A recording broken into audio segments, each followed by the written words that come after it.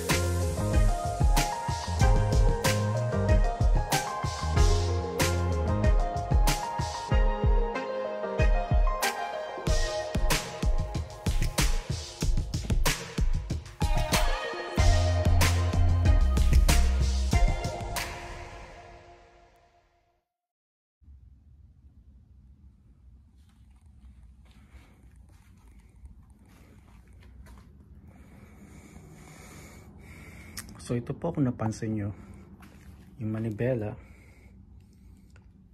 binaliktad ko na.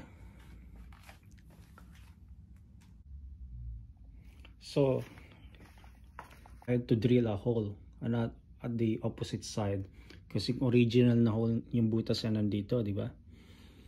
So ito, para kumagat to, kailangan mo talaga mag-drill ng hole. The same thing sa side na to, kailangan nyo rin mag-drill ng hole. Meron nga lang pong problema, magandang position, okay naman. May problema lang dito, pag liniliko ko, ito tumatama na dito. So you cannot turn it fully. And syempre pareho dito sa side, tumatama na dito. Pero na-experience ko yun sa dati kong 2009 na Kawasaki Ninja 250 na linagyan ko ng clip-ons handlebars na sumaside na rin sa fairing niya dito. Hindi ko maliko ng todo. Okay naman na kasi tuwing nagra-ride ka naman, di rin mo naman nati-turn ng todo yung manibela kapag lumiliko ka na sa mga kalye, di ba? So okay lang siya, unless na sa mga slow speed o kaya kung magpa-park ka, hindi mo na pwedeng i-turn yung manibela ng all the way.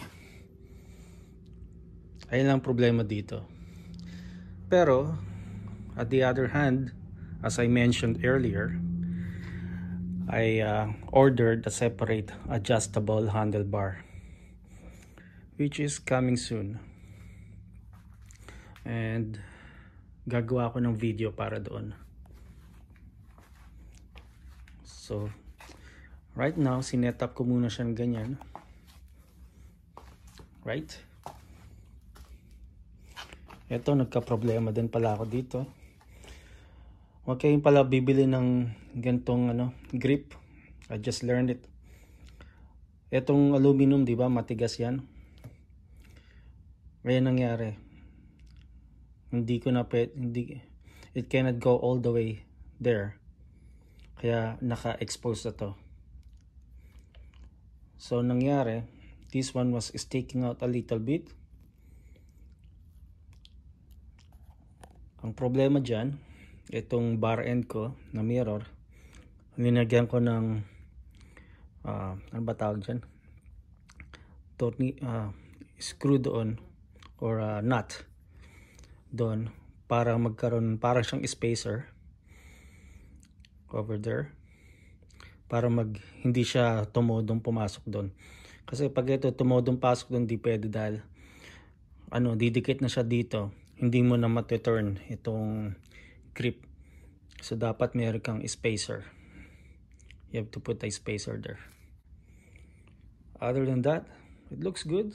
It's alright. My wife loves it. So ano pang hingin nyo sa ganyang setup, right?